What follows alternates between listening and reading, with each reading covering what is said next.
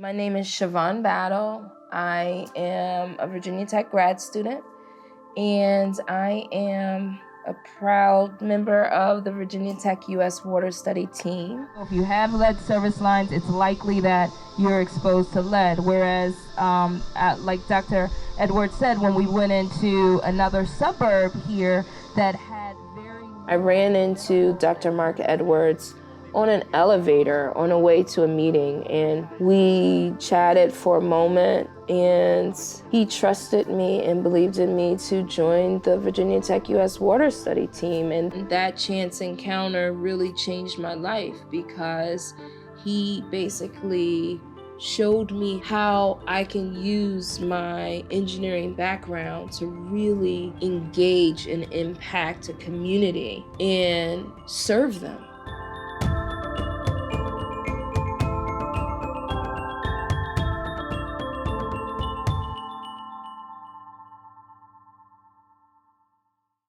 My goal has always been to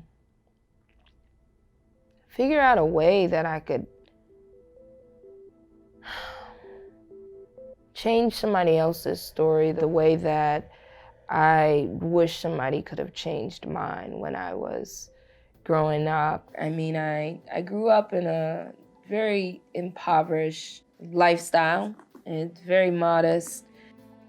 I went into engineering to change something. I didn't want to just work in a lab or work in a manufacturing company or a plant. I wanted to actually say, how can my degree help you? That's when I met Dr. Edwards, and my work testing water for lead began in Chicago. And we started in the summer of 2017 in the suburbs of Cicero and Berwyn, surrounding areas of the city of Chicago. And this is where we first found, through citizen-involved water testing, that nearly 1 in 3 homes had concerning levels of lead in their water. And of course, this went against the public notices advising people that their water was actually safe to drink. Fortunately, these findings led to the Illinois Environmental Protection Agency issuing violation notices to the city of Berwyn. Of course, this was validation for these 2 communities, but it was really only the tip of the iceberg. The city of Chicago has the highest number of lead service lines carrying water into people's homes in this country.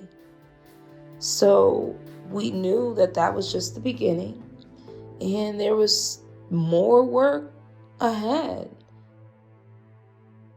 A community member, Cheryl Watson, reached out to Virginia Tech, and we were already in the flow of Cicero and Berwyn and hoping that we can kind of break into the south side of Chicago as well. And she created an avenue. She was ready to put in the work required to kind of start spreading the word, see how many people were interested in the testing.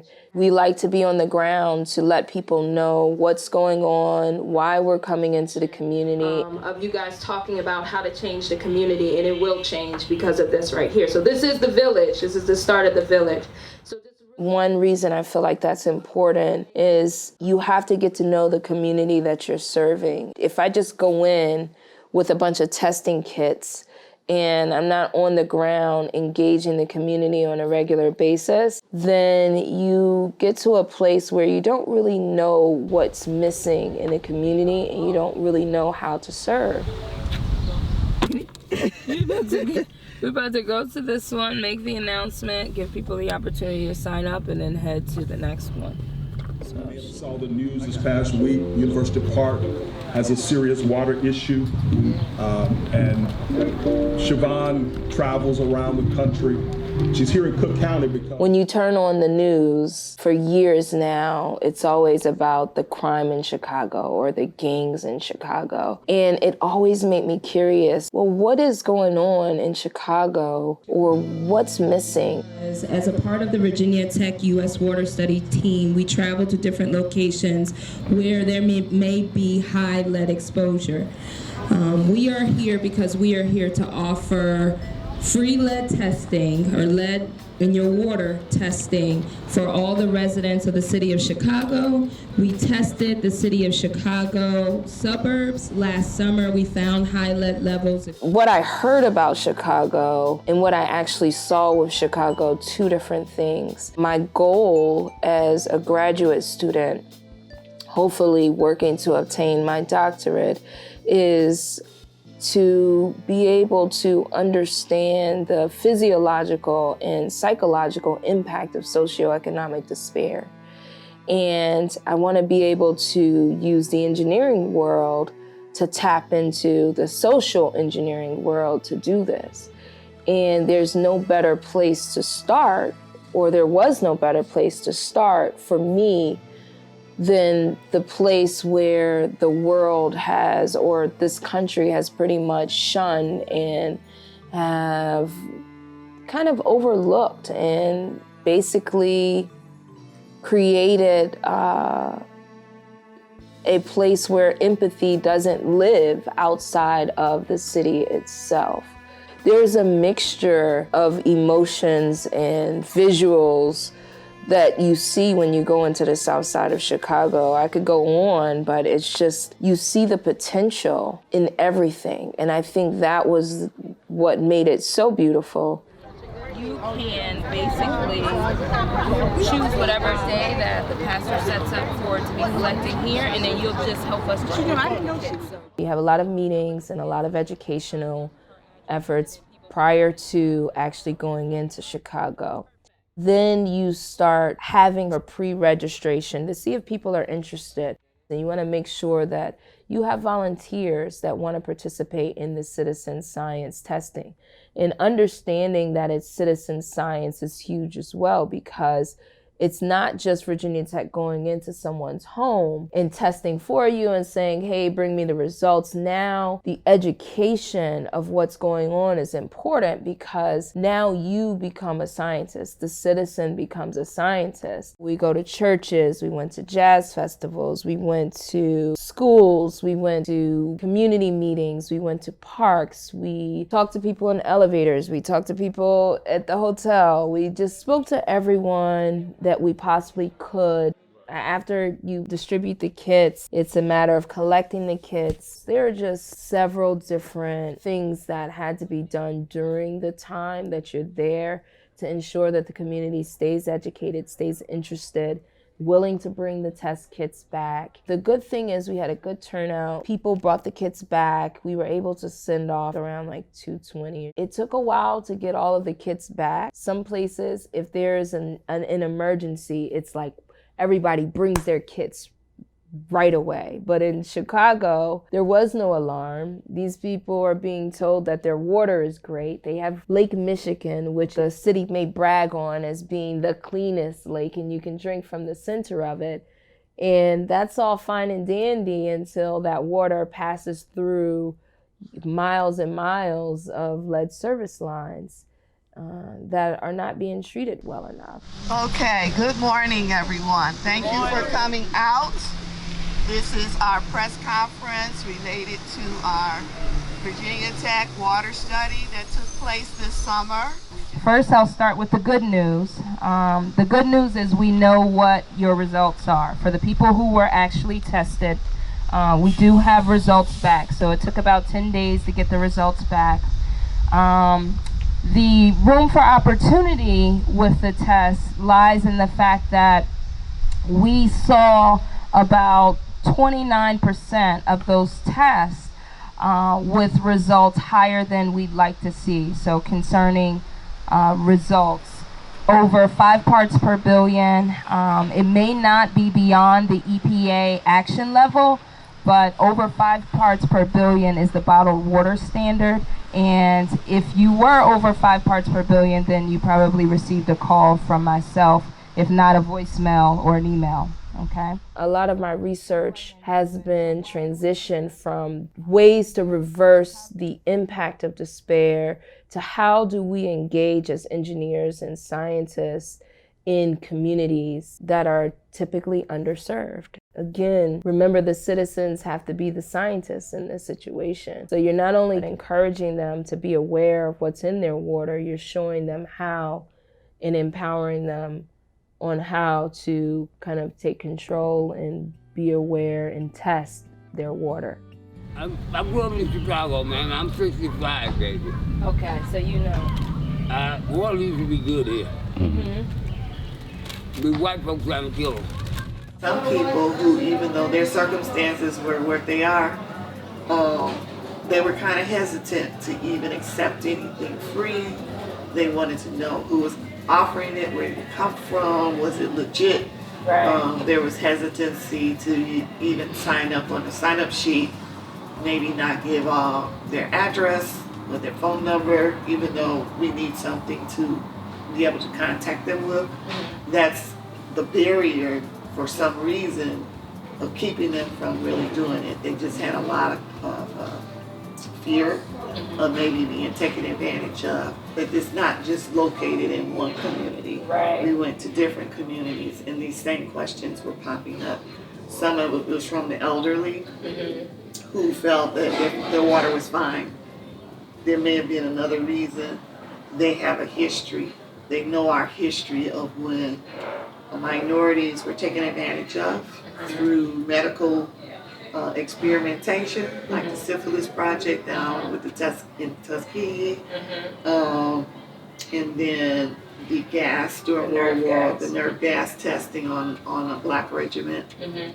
So they have that history, and so over time, they either have a fear of scientists, a fear of any studies going on, fear of doctors. There are so many different things that you have to consider. First of all, you have to consider the socioeconomic background.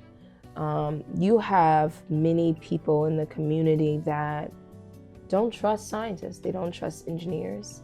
They don't trust anybody that is an outsider coming in, simply because, especially in communities of color, we were science experiments. When you come into a community of color with any type of resource, there's typically some type of exchange, and it usually meant an emotional, a physical, a mental exchange. Nothing was free.